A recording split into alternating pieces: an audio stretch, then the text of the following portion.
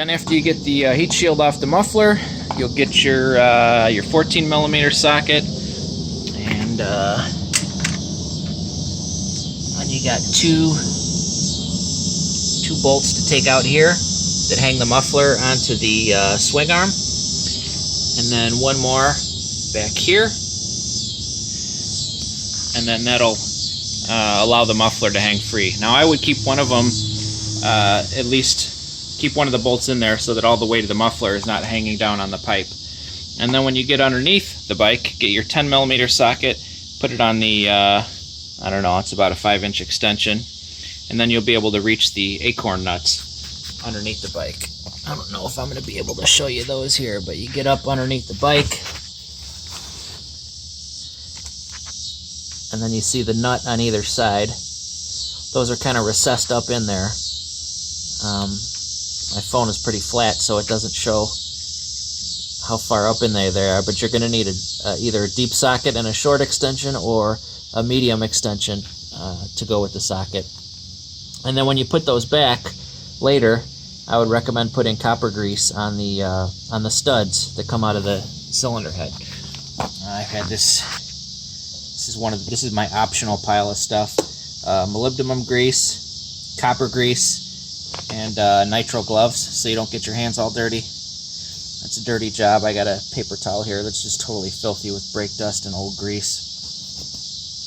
Okay, so at that point, you will have taken off the exhaust system.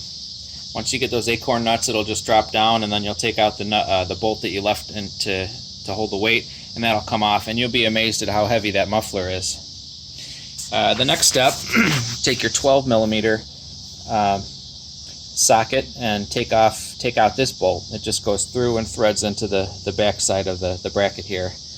And then what you'll want to do is use a zip tie or a string to tie it up here somewhere. I have an older PCX that has the stock turn signals, so I hung it with a zip tie from here. If you have a newer one with LED turn signals, you can maybe tie a string around the grab bar somewhere. Oh, it doesn't go through. Well, you have to figure out some way. You want to hang up that shock so that it's not in your way when you're trying to take off the wheel. Okay, and then the exhaust system will be off, and you'll take out two more bolts that hold the right side swing arm on. That one and that one. They're both 14 millimeters.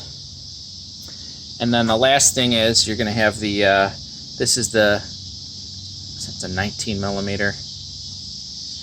Yeah, I forgot to mention that 19 millimeter socket you'll need for this one. And then if you just have the socket, the handle of the wrench will be kind of hitting on that. So you want a short extension and the 19 millimeter socket for that. You might need a breaker bar to get it loose. It'll be pretty tight. And then the swing arm will come out and the wheel will be loose. So then you'll take out the wheel.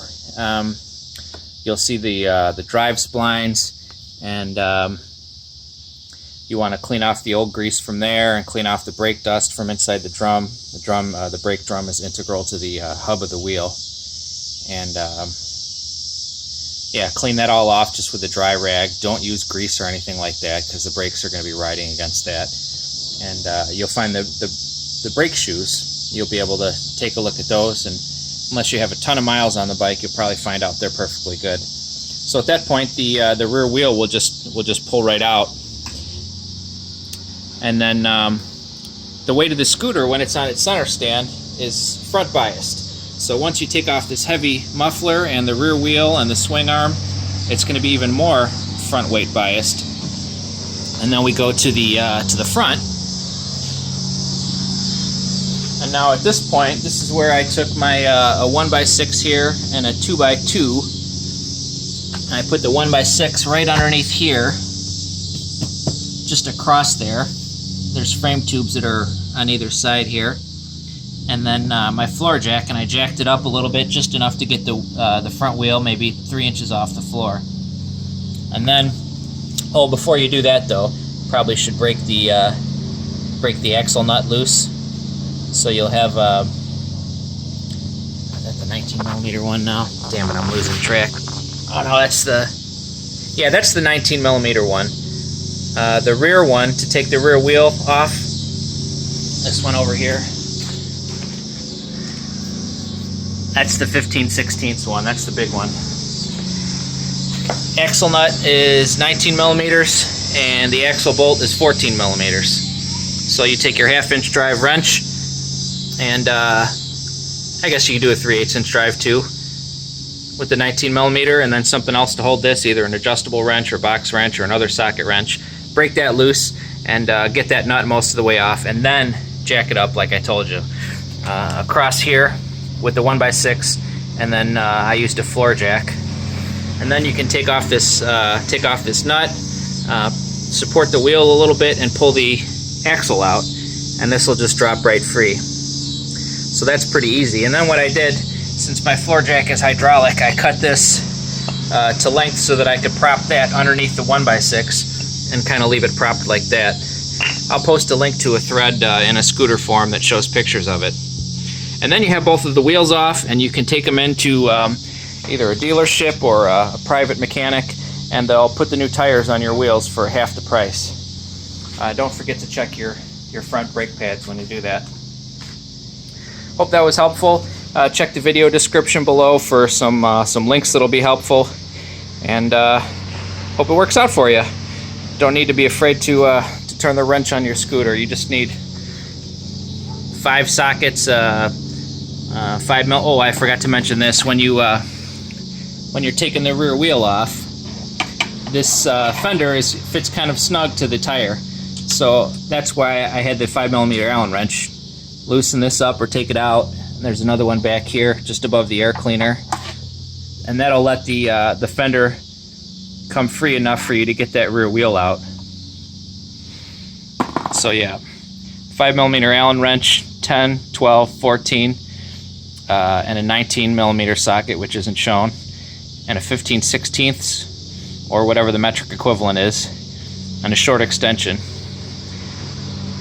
That's it. And then when you put the axles back, clean off the old grease and clean off any rust, and put some moly grease on the front axle and on the drive splines inside the rear wheel. Clean things up, with the paper towel as you see, and then when you put the acorn nuts back on the exhaust pipe flanges, put a little copper grease in there. And I did the copper grease here too on the exhaust hangers too, because they're going to get hot too. You don't want them to seize up. So just a little bit of that will just make sure that next time you need to take them off, they come off easily enough. Thanks for watching, guys, and hope it's helpful.